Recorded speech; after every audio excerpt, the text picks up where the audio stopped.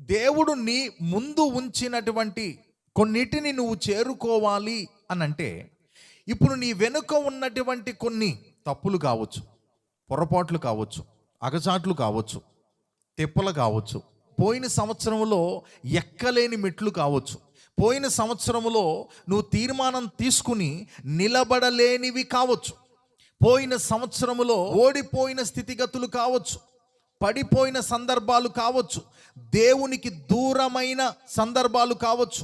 ఇవన్నీ ఎక్కడున్నాయంటే 2025లో ఉన్నాయి. ఈ 2025లో నీ వెనుక ఉన్నటువంటివి ఇవన్నీ కూడా నిన్ను పట్టుకుని ఉన్నాయి. నువ్వు 26లోనికి వచ్చావు, అడుగు పెట్టావు, కానీ 25లో ఉన్నటువంటి కొన్ని నిన్ను పట్టుకుని ఉన్నాయి.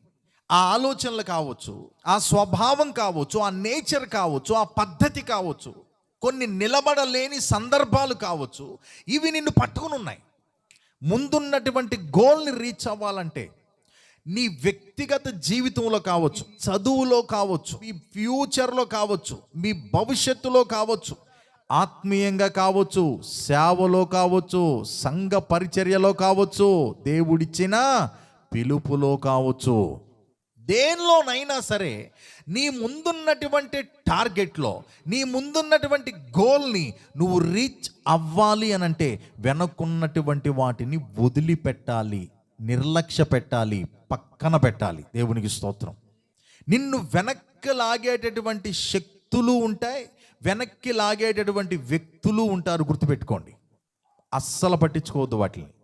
ఏదో ఒక విధంగా నిన్ను వెనక్కి లాగాలి అని చెప్పి నీ మీద కొన్ని ప్రయోగాలు జరగవచ్చు, కానీ వాక్యం చాలా స్పష్టంగా చెప్తుంది, అసలు వాటిని లక్ష్య పెట్టొద్దు, మనసులోకి తీసుకోవద్దు, కన్సిడర్ చేయొద్దు. ఎందుకనంటే నువ్వు లక్ష్యం కలిగిన వ్యక్తివి, గురి కలిగిన వ్యక్తివి. ఇంకో మాట చెప్పనివ్వండి, యేసు ప్రభువుని నమ్ముకున్న ప్రతి వ్యక్తి గురి కలిగిన వ్యక్తి అయి ఉండాలి. ప్రభువుని నమ్ముకున్నటువంటి బిడ్డలు చదువుకునే స్థితిలో ఉన్నారా? అయితే చదువుకునేటటువంటి స్థితిలో గురి కలిగి ఉండాలి. కుటుంబ వ్యవస్థను నడిపించేటటువంటి క్రమంలో చెప్పండి, గురి కలిగి ఉండాలి. ప్రభువుని నమ్ముకున్నటువంటి బిడ్డలు ఏ ఏ రంగాలలో ఉన్నా సరే, ఆయా రంగాలలో ఉన్నటువంటి బిడ్డలకి ఒక గోల్ ఉండాలి, ఒక గురి ఉండాలి.